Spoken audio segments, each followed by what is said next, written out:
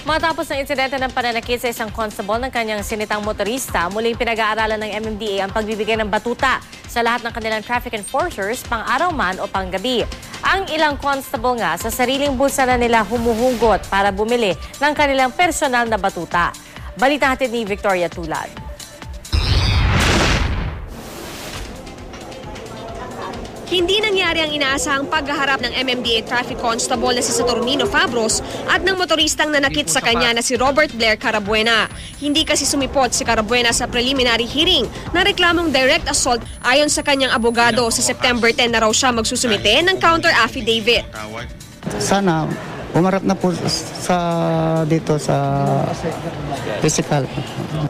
Dahil sa sinapit ni Fabros, pinag-aaralan ng MMDA na bigyan ng batuta ang lahat ng kanilang traffic constable. Gusto lang namin magkaroon ng gamit for their self-defense.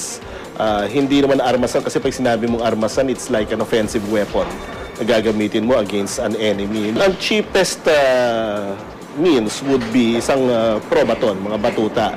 Ito siguro ang pinakamadaling ma-acquire na weapon, although meron din kaming mga proposals from proponents or suppliers na nagmumungkahi na gamitan ng mga pepper spray dahil ito effective.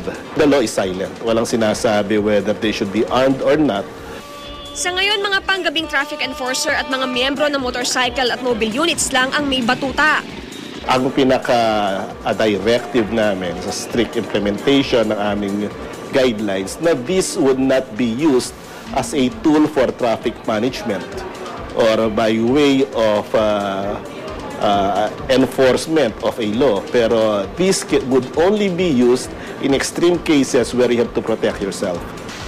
Pero ito ang aming nadiskubre sa EDSA Buendia. Ang ilang constable na day duty, humugot na sa sariling bulsa para bumili ng kanilang personal na batuta. Pero hindi naman namin ito pamamalo para lang protection sa amin in case na magkaroon ng problem. Part din po ng uniform namin para kagalang-galang naman po kami.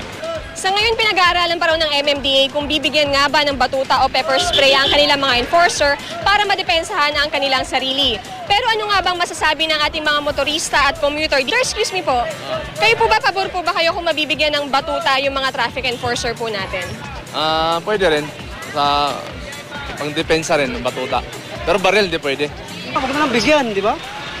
Baka maabuso? Oo. Pero di natin masabi, pag may nagkasagutan kami, wala kaming paluin, di ba? Tama na yung matikitan kami, okay na yun. Di na, para may natakot naman silang mga tao. Para nagpapatakot naman sila sa mga nagtitinda. Sasanayin daw ng MMDA ang mga enforcer kaugnay ng paggamit ng batuta. Sakaling may mga abuso, maaari silang ireklamo. Victoria Tulad, GMA News.